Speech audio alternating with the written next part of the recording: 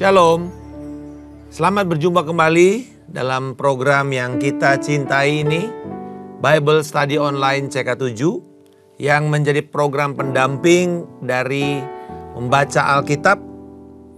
Nah, hari ini kita akan membahas Mazmur 116 dengan judul Terluput dari Belenggu Maut.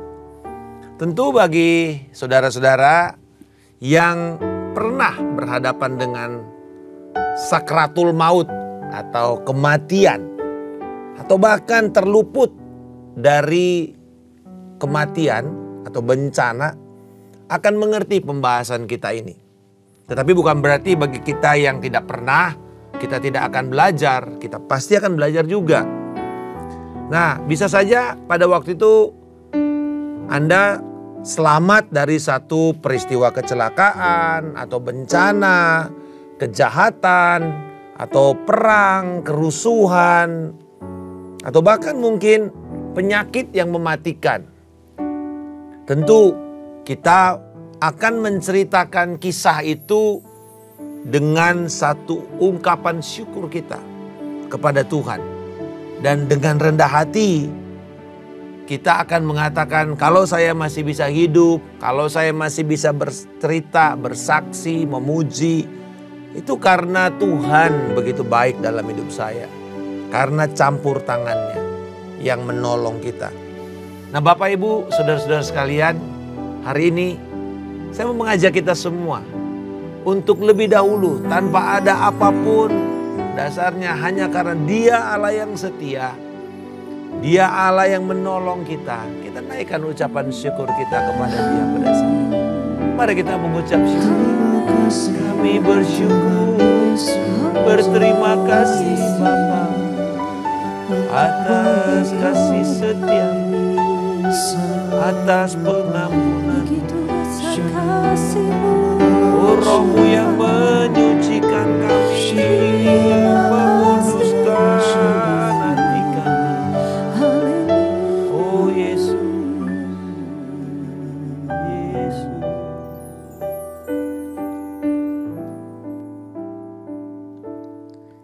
Sejauh timur dari barat, Engkau membuang dosaku.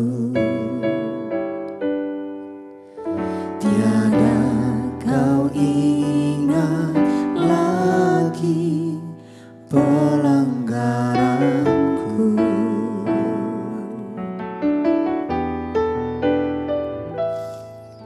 Jauh ke dalam tubir laut, Kau melemparkan dosaku.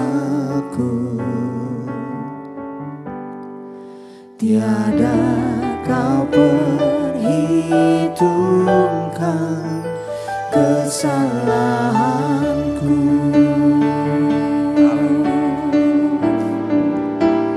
Betapa besar kasih pengampunan-Mu, Tuhan. Tak Kau pandang hina hati yang hancur.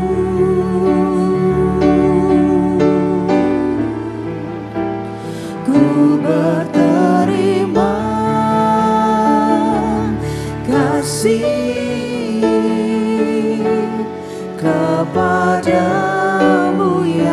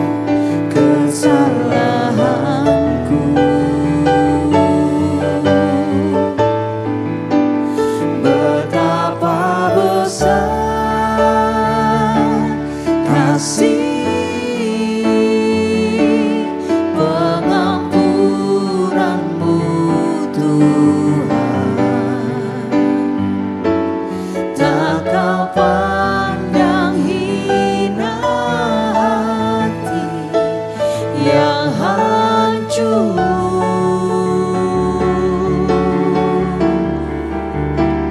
Ku berterima kasih kepadamu ya Tuhan. Pengampunan yang Kau beri pulihkanku.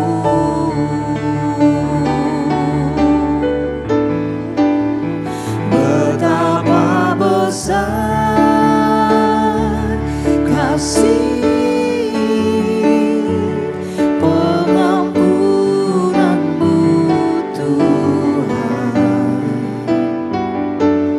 Tak Kau pandang hina hati yang hancur.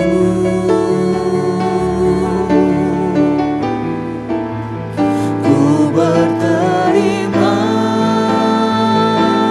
kasih kepadamu ya Tuhan. Pengampunan yang Kau beri pulihkanku.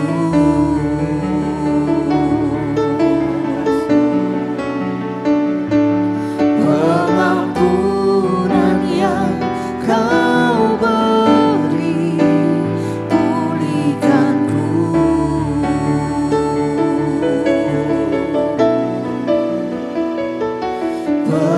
Pengampunan yang Kau beri pulihkanku.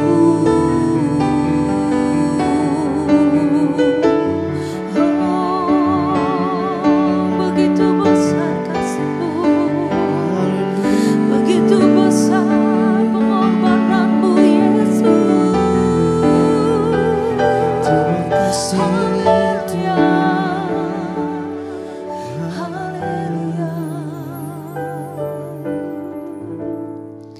Dengan apa kan ku balas segala kebaikan-Mu? Segenap hatiku menyembah-Mu Yesus. Ku bersyukur padamu.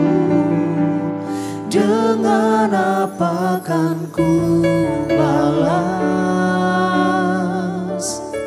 segala kebaikan-Mu? Segenap hatiku menyembah-Mu Yesus. Ku bersyukur padamu selamanya.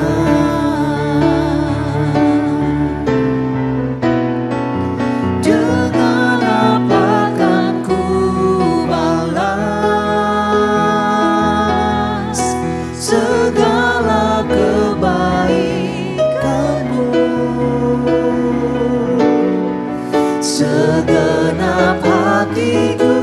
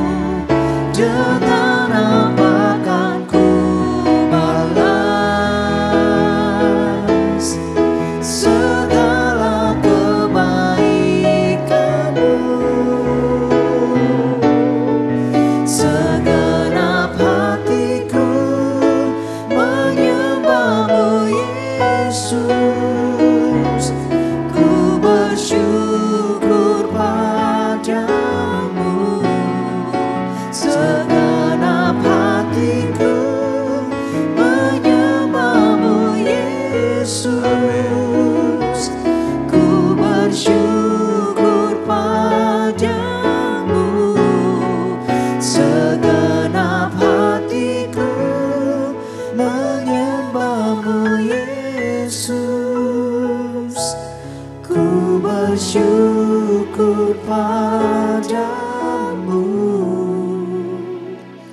selamanya.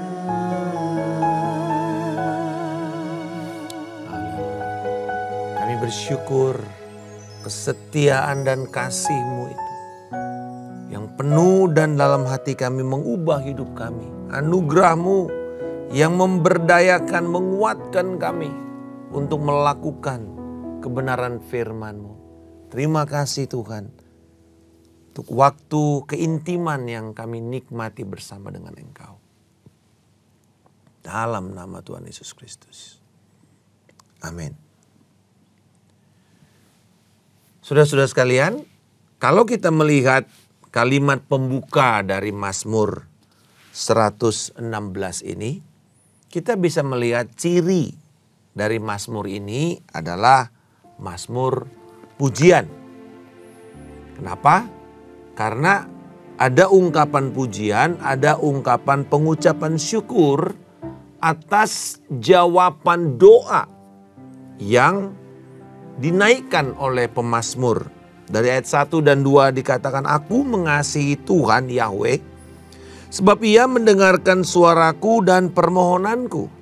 Sebab ia menyendengkan telinganya kepadaku, maka seumur hidupku aku akan berseru kepadanya.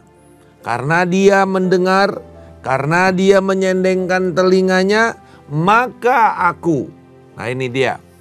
Inilah alasan kita berseru, kita memuji, kita bermohon, kita berdoa. Dalam doanya ini, pemazmur mengungkapkan kondisi yang dihadapinya. Pada ayat yang ketiga, ada ungkapan jerat maut menelilit aku. Melilit, jadi lilitan jerat maut. Lalu ada kegentaran terhadap dunia orang mati menimpa aku, takut mati. Kita bisa melihat kadang-kadang kalau orang tuh sudah di ujung dari maut. Saya sebagai hamba Tuhan seringkali punya kesempatan yang sangat istimewa menyaksikan seseorang itu meninggal. Titik-titik terakhirnya, dan di rumah sakit kadang-kadang dokter mengizinkan waktu kita mendoakan dan kemudian berapa lama dia selesai. Atau mungkin di rumah selesai. Dan saya melihat satu peristiwa yang memberikan perbedaan antara orang-orang yang meninggal di luar Tuhan dengan di dalam Kristus. Dan saya bisa mengatakan bahwa orang-orang seperti yang dikatakan oleh pemazmur ini, dia sadar akan adanya ancaman itu, tetapi dia tetap tenang. Bukan karena sebuah pelatihan. Mana-mana orang yang bahkan tentara yang sudah sangat terlatih, ketika dia hampir putus nyawanya pun itu tetap sebuah tragedi. Tetap sebuah ingatan yang tidak akan pernah dilupakan oleh orang-orang di sekitarnya. Kegentaran dunia orang mati. Bahkan ayat 4 dikatakan tetapi. Nah saudara, kita bersyukur kalau ada kata tetapi di Alkitab. Karena berarti keadaan itu belum selesai atau tidak putus. Tetapi aku terus menyerukan nama Tuhan. Artinya nama Yahweh. Kita kembali diingatkan. Kata Tuhan huruf besar semua, Yahweh itu adalah panggilan nama pribadi Allah Israel. Hanya kepada orang Israel dia ungkapkan ini. Kalau ke bangsa-bangsa lain biasanya akan dipakai kata Elohim. Tetapi di sini dikatakan, aku menyerukan nama Yahweh. Kalau sekarang kita mengatakan, aku menyerukan nama Yesus. Ya Tuhan, ya Yahweh, luputkanlah kiranya aku. Jadi dikatakan di sini terus menerus. Bukan satu kali. Terus menerus. Karena berarti ini ada satu intensitas yang begitu tinggi, ancaman dalam hidupnya. Yang ada yang lain lagi yang dia harus lakukan kecuali berseru, berseru, berseru kepada Tuhan. Dan kemudian kita melihat ayat 5 sampai dengan 11. Ungkapan bagaimana Tuhan menolong si pemazmur. Mengizinkan dia hidup dan berjalan di negeri orang hidup. Dimulai dengan sebuah deklarasi iman. Tuhan itu pengasih. Tuhan itu adil. Allah kita penyayang. Ini satu pernyataan iman. Tuhan itu penuh dengan belas kasihan. Tuhan itu benar dan adil.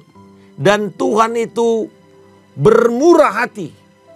Mengasihi kita dengan sebesar-besarnya. Dan itulah alasan kemudian Tuhan memelihara mereka. Memelihara orang sederhana. Orang yang sudah tidak berdaya. Tetapi Tuhan menyelamatkan.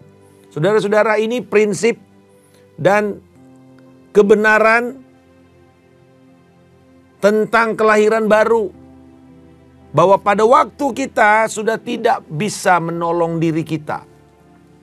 Karena dosa kita ini tidak ada satu yang bisa kita lakukan.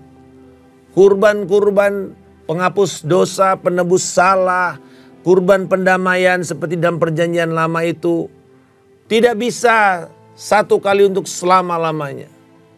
Makanya harus datang Yesus dan mengorbankan dirinya sendiri, darahnya.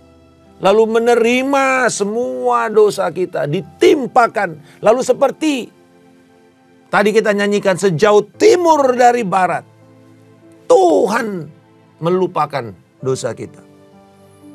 Tuhan yang datang. Saudara-saudara, di dalam perayaan pendamaian atau Yom Kippur, itu kan satu peristiwa yang digenapi oleh penyalipan Yesus Kristus. Itu ada kambing jantan yang harus dikorbankan. Semua orang harus berdiri di hadapan Yahweh pada hari itu. Itu hari penentuan. Karena ketika nanti Yahweh menerima pengampunan dosa mereka, mereka akan yakin sepanjang 1 tahun itu mereka itu tercatat namanya di dalam kitab kehidupan. Lalu kemudian setelah imam besar keluar dari ruang maha suci selamat, artinya dia tidak dihakimi, maka pada saat itu Tuhan mengampuni dosa kita, dosa manusia pada saat itu. Tetapi ada kambing yang kedua. Kambing jantan kedua ini yang dipakai atau dinamai Azazel, artinya yang diusir, kambing yang diusir. Nah kan kemudian umat menimpakan dosa itu kepada si kambing, kepala kambing, lalu kambing itu dilepas liarkan. Suruh pergi jauh sampai tidak terlihat oleh mata, hilang di padang gurun. Itulah sebenarnya. Bukan cuma dosa kita diampuni oleh pengorbanan Yesus, tetapi juga dilupakan. Tidak diingat-ingat lagi. Tadi kita nyanyikan sejauh timur dari barat.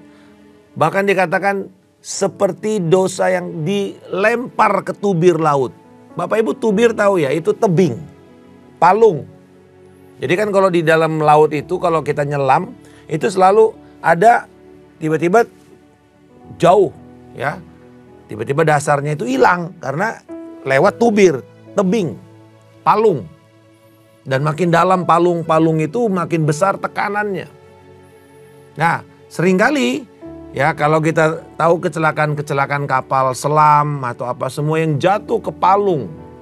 Itu sulit untuk diselamatkan. Bisa 300-500 meter seperti kasus kapal selam kita yang tenggelam di Selat Bali. Dia masuk ke dalam palung. Kita memiliki Indonesia ini diberkati dengan palung-palung yang besar dan dalam. Seperti palung Laut Banda. Dalam sekali. Nah, kalau kita melempar sesuatu, benda yang hebat seperti kapal selam pun itu remuk seperti kaleng. Kenapa? Karena tekanan yang begitu besar. Dan ketika dikatakan dilempar ke dalam tubir laut, artinya ketika dosa itu sudah ada di dalam pengampunan Kristus, dilupakan. Bukan berarti Allah amnesia, tidak mungkin karena dia maha tahu. Tetapi dikatakan Allah memutuskan untuk tidak mengingat-ingat. Jadi beda antara lupa dengan tidak mengingat. Kalau saya memutuskan untuk tidak mengingat, artinya saya punya kekuatan untuk tidak lagi menghitung kesalahan kamu itu. Itulah kata pengampunan. Tidak lagi menghitung kesalahan kita. Dihapus bukukan, bahasa akuntingnya write off, diputihkan. Tidak lagi ada rekodnya.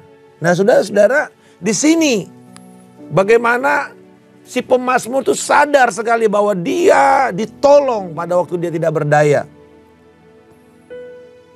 Dan kemudian ayat yang ke-12 sampai 19, sebuah ungkapan, kembali satu pujian keluar dari mulutnya. Bahkan bukan cuma pujian, sebuah nasar yang akan dibawanya ke bait suci karena pertolongan Tuhan. Jadi sebenarnya nyanyian ini adalah sebuah ungkapan pelunasan nasar yang dibuatnya pada waktu dia menghadapi maut. Seringkali bahkan Alkitab memerintahkan untuk seseorang yang membuat nasar, dia harus lunasi nasar itu. Tuhan akan kejar nasar itu. Seringkali kan kadang-kadang kita ini kalau udah mepet atau kita mengalami keadaan seperti misalnya kita belum percaya Tuhan atau ada orang yang belum percaya Tuhan lalu anaknya sakit. Dia bilang, ya kalau Tuhan Yesus bisa sembuhkan aku jadi orang Kristen deh. Aku mau ikut Tuhan deh, aku mau ke gereja deh. Nah itu bikin nasar kan. Buat nasar dia. Tapi nanti kemudian setelah mujizat datang dia lupa. Oh nanti kalau aku diselamatkan dan aku diberkati, proyeknya berhasil, nanti aku kasih nasar deh, aku bangun gereja, aku bawa persembahan. Tapi kemudian setelah beres nggak ada. Nasarnya dilupakan. Nah saudara-saudara, di sini diajarkan oleh pemazmur ini untuk kita membayar nasar. Dan apa yang dilakukan di sini adalah dia membayar dengan bersaksi pujian di hadapan umat Tuhan. Dan di dalam baitnya. Jadi dia mengungkapkan betapa Tuhan dalam pertolongannya ini melindungi dia. Membebaskan dia dari lilitan maut. Apa yang kita bisa pelajari tentang pribadi Tuhan dari Mazmur ini? Yang pertama, Tuhan Bapa Sorgawi mendengar dan memperhatikan doa kita. Semua orang yang berseru kepadanya. Kata menyendengkan itu artinya menaruh perhatian penuh. Attend to my prayer. Jadi kayak attentive itu kayak kita tuh mendengar dengan perhatian penuh. Ya, seperti menaruh telinga kepada orang yang sedang sakit, suaranya udah lirih. Itu lalu kita taruh telinga kita dekat untuk mendengarkan. Tuhan melakukan, jadi ungkapan itu artinya bahwa Tuhan itu sekalipun suara atau doa kita tuh udah seperti gak punya kekuatan kita ngomong, Tuhan tetap dengar. Manusia aja belum tentu dengar, tapi Tuhan pasti dengar. Tuhan memperhatikan dan mendengar doa kita. Yang kedua, Tuhan itu pengasih, adil dan penyayang. Penuh dengan kemurahan di dalam ayat yang kelima. Lalu kemudian dua sifat tadi itu, dia mendengar, dia memperhatikan doa kita, dia adil dan dia penyayang. Allah bertindak peduli kepada mereka yang lemah, kepada mereka yang dalam kondisi terpuruk. Dan Tuhan membebaskan serta menolong mereka. Ungkapan kata sederhana tadi saya sudah jelaskan, yaitu orang yang sangat lemah, bangkrut, tidak punya kemampuan lagi untuk menolong dirinya sendiri. Itu kata sederhana yang dikatakan di sini. Itu sebenarnya mengacu kepada secara fisik tuh orang miskin, orang lemah, orang yang sangat membutuhkan, orang yang sudah terpuruk. Kalau istilah kita flat on the floor, udah tergeletak, sudah tidak bisa lagi bangun. Nah digambarkan dengan ungkapan orang sederhana yang teraniaya. Bahkan dikatakan di dalam ayat yang ke-16, aku ini hambamu, aku hambamu, anak hambamu perempuan. Berarti kembali lagi, siapa orang-orang lemah Biasanya kita tahu di dalam peperangan siapa yang menjadi korban? Orang tua, perempuan, anak-anak, orang-orang yang melayani, hamba-hamba, budak-budak. Itu semua korban. Karena gak ada yang bisa menolong mereka. Gak ada peralatan yang bisa menjadi pertahanan diri mereka. Mereka lah korban dari sebuah pertikaian atau perang atau konflik. Nah di sini pemazmur mengatakan tentang dirinya seperti orang-orang itu yang tidak punya kekuatan membela diri.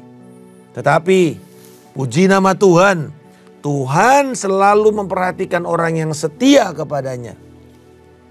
Bahkan kembali lagi nih kepada hal yang ekstrim ayat 15. Bahkan kalaupun mereka mati, dikatakan berharga kematian orang benar di mata Tuhan.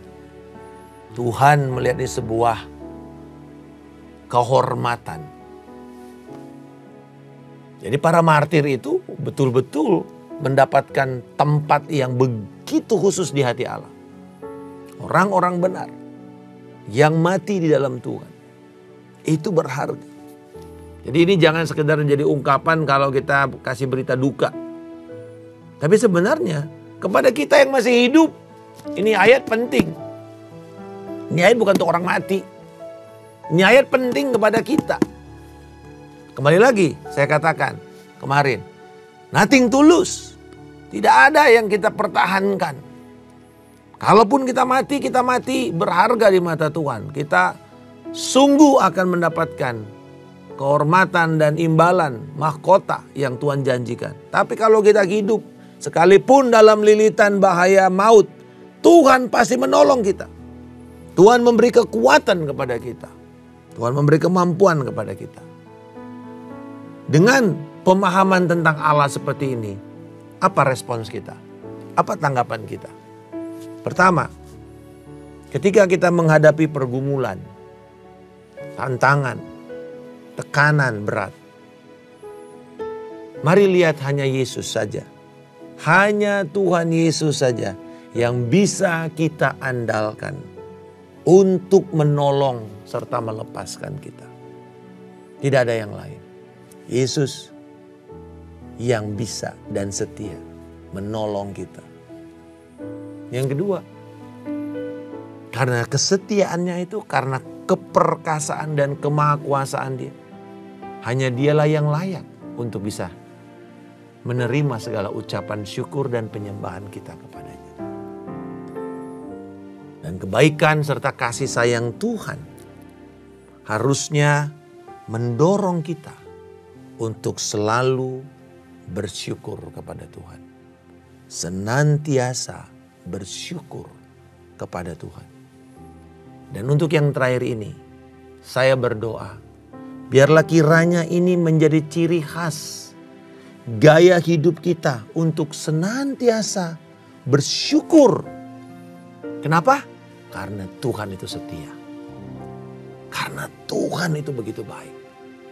Dan seorang yang mengatakan bahwa ucapan syukur adalah tanda otentik, tanda keaslian dari seorang yang percaya. Ungkapan ucapan syukur. Mari hari ini, boleh saya mengajak kita semua untuk mengatakan kepada Tuhan dalam sebuah lagu ini, ku mau selalu bersyukur karena Kau Tuhan yang setia. Ku mau selalu bersyukur. Amin. Selalu bersyukur. Kau Tuhan yang setia, yang selalu menopang. Ku mau selalu bersyukur. Selalu bersyukur.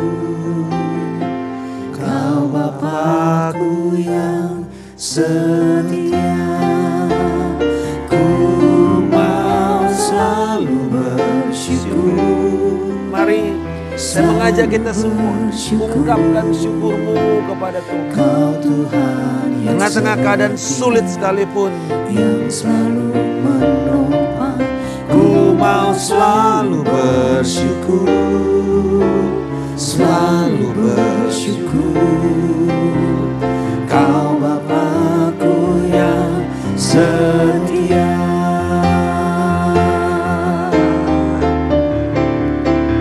Ku mau selalu bersyukur, selalu bersyukur. Kau Tuhan yang setia, yang selalu amin Tuhan. Inilah pernyataan kami Tuhan Yesus. Bapa, Kau begitu baik mendengar doa kami. Kau Bapakku yang setia. Kau Bapakku yang setia. Kau Bapakku yang setia. Haleluya. Oh, kami bersyukur Bapa. Terima kasih untuk kebenaran firman-Mu pada hari ini. Biarlah kami akan senantiasa begitu yakin Tuhan yang mendengar doa kami, mendengar permohonan kami, Tuhan yang melepaskan kami. Dan karena itu kami akan memutuskan senantiasa untuk selalu bersyukur kepada Engkau. Di dalam pelataran rumah-Mu, di tengah-tengah umat-Mu, di dalam bait kudus-Mu, kami akan selalu bersyukur. Haleluya. Di dalam nama Yesus kami berdoa dan mengucap syukur. Amin. Tuhan Yesus memberkati. Shalom.